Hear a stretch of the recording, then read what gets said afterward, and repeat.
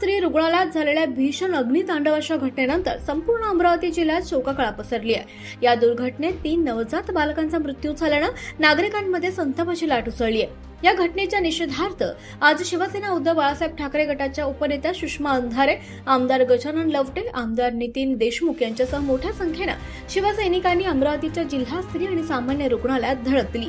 यावेळी संतप्त शिवसैनिकांनी वैद्यकीय अधीक्षकांच्या कार्यालयाला घेराव घातला।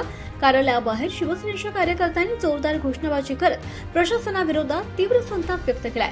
दरम्यान या कार्यालयात भाजपाचे खासदार अनिल बोंडे आणि आमदार प्रवीण पोटे हे देखील उपस्थित होते। त्यामुळे रुग्णालय परिसरात काही काळ राजकीय वातावरण तापल्याचं पाहायला मिळालं। वैद्यकीय आयुक्त कार्यालयात येऊन भेट देत नसल्याचा आरोप करत ठाकरे गटाच्या शिवसेनेकडून तीव्र नाराजी व्यक्त करण्यात आली आहे। अग्नितांडवाच्या घटनेला जबाबदार असलेल्यांवर तातडीने कारवाई करण्यात यावी, तसंच रुग्णालयाच्या देखभाल आणि सुरक्षा व्यवस्थेतील त्रुटींची सखोल चौकशी करण्यात यावी अशी मागणी यावेळी करण्यात आली आहे। या आंदोलनामुळे काही काळ जिल्हा स्त्री रुग्णालय परिसरात तणावपूर्ण वातावरण निर्माण झालं होतं।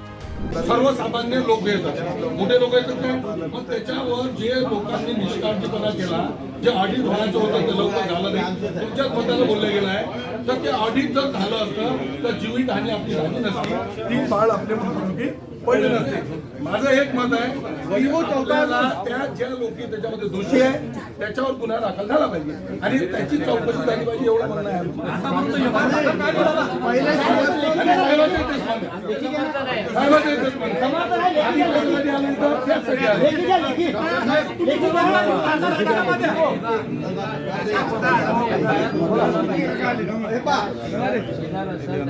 नोंदवला पाहिजे, ज्यांनी इलेक्ट्रिकचं कनेक्शन दिलं असं, ज्यांनी वायरिंग केलं असं निश्चितपणे झालं पाहिजे।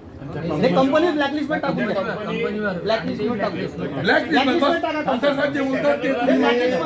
आणि त्याच्यानुसार मग अपघात झाला तर आता तुम्ही त्याच्यावर पहिले तुम्ही सीएस म्हणून रिपोर्ट द्या, त्याच्यावर गुन्हे दाखल करा आणि कंपनी ब्लॅकलिस्ट करा। पत्र तर एक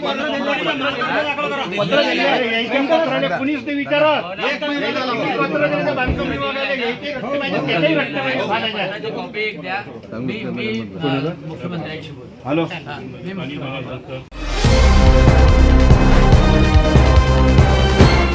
पाहत रहा फक्त जनविकास न्यूज, सत्य, संघर्ष आणि जनतेचा विश्वास।